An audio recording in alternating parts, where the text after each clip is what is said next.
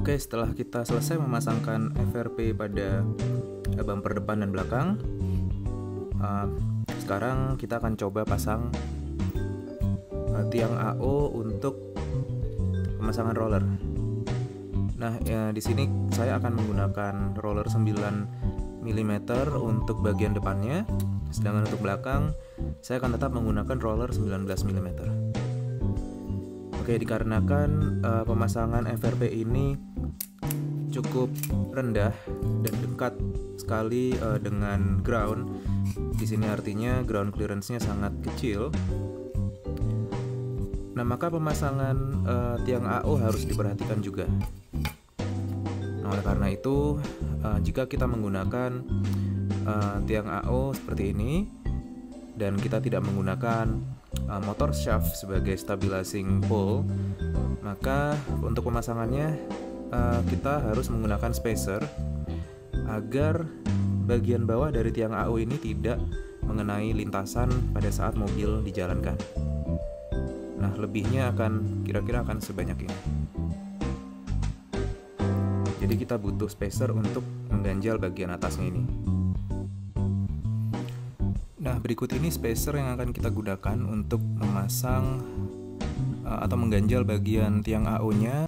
Nah, ada spacer 3 mm seperti ini yang dapat kalian gunakan, atau spacer 1 mm seperti ini. Tergantung dari model settingan yang kalian gunakan nanti. Nah, di sini saya sudah memasangkan tiang AO-nya yang pertama dengan spacer 3 mm, menyisakan sedikit saja bagian dari tiang AO-nya untuk nanti bisa kita tutup dengan ball caps, atau jika mengenai lintasan kita dapat potong saja. Nah, yang satu lagi saya sudah menggunakan spacer 1 mm. Nah, di sini jika kalian perhatikan, menjawab beberapa pertanyaan dari teman-teman bagaimana membuat derajat kemiringan dari tiang untuk roller depan.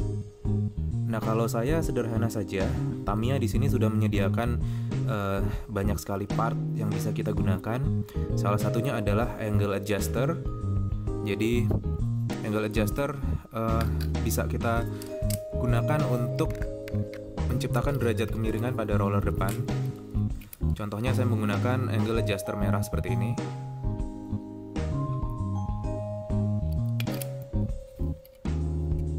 Untuk menciptakan kemiringan roller depan. Nah, angle adjuster datang dengan part tambahan, yaitu roller adjuster. Bentuknya seperti ini.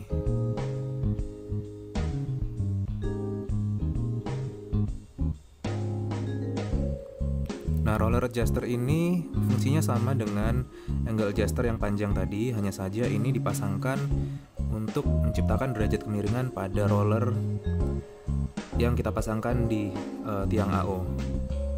Nah, jika dilihat secara seksama, part ini memiliki kemiringan. Oke. Nah, di sini saya sudah pasangkan pada tiang sebelah kiri.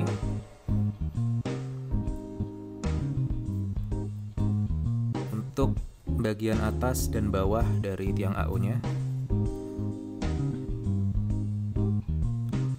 Ini bisa kita pasangkan pada bagian yang bersentuhan langsung dengan roller, jadi bagian bawah roller dan bagian atas roller. Akan tetapi efeknya tidak begitu terlihat jika dipasangkan pada roller dengan diameter yang kecil. Jika kita menggunakan roller dengan diameter 19 mili, maka efeknya akan segera terlihat karena permukaan roller yang lebar. Nah, itu sebabnya ini saya pasangkan pada dasar tiang AO saja. Nah, jika dilihat di sini sudah terjadi kemiringan jika dibandingkan dengan tiang yang saya pasang di sebelah kanan tanpa angle adjuster. Bisa kalian perhatikan di sini.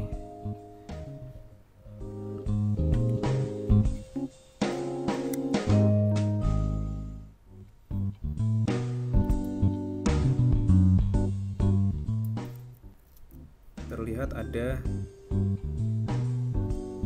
derajat kemiringan yang sudah terjadi. Untuk sementara ini cukup. Jika nanti kurang, kita bisa memodifikasi lagi dan melihat bagaimana mobil dijalankan di lintasan.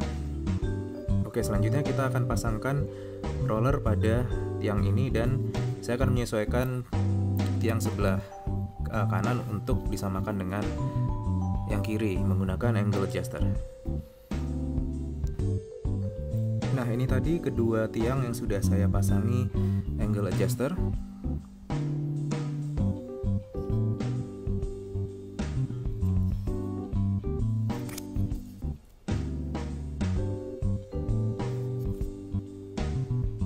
Nah, tips sederhana saja dalam memasang angle adjuster agar selalu menggunakan angle adjuster yang berwarna hitam atau yang reinforce, karena dia dapat lebih menahan tekanan dari baut yang dikencangkan dengan lebih baik. Pengalaman saya menggunakan yang berwarna merah, jika kita mengencangkan baut terlalu kencang, maka angle adjuster tersebut akan pecah. Kita lanjutkan dengan pemasangan roller, lalu dengan memasangkan tiang AU pada FRP bagian belakang. Baiklah, berikut ini setelah proses pemasangan roller sudah saya lakukan. Jangan lupa untuk roller yang baru kalian buka, direndam dulu sebaiknya selama 12 jam paling tidak ke dalam cairan Zippo. Nah, untuk mengetahui bagaimana tips dan trik untuk merawat roller agar putarannya dapat maksimal, kalian dapat klik di sini. Ini contoh roller yang sudah saya redam dengan Zippo.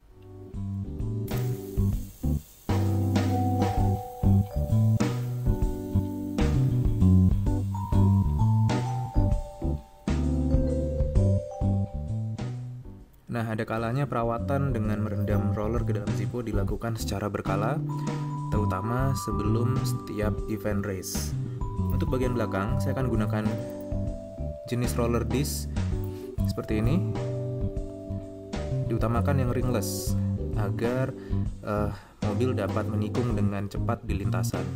Baiklah, ini tadi setelah proses pemasangan roller pada bagian belakang selesai. Kurang lebih tampak seperti ini.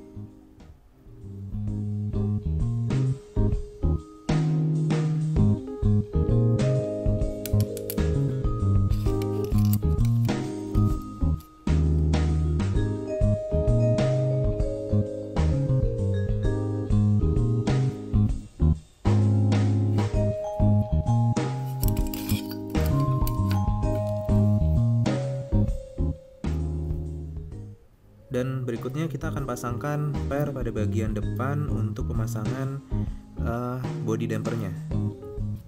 Untuk per yang digunakan lebih baik menggunakan yang soft atau berwarna hitam seperti ini.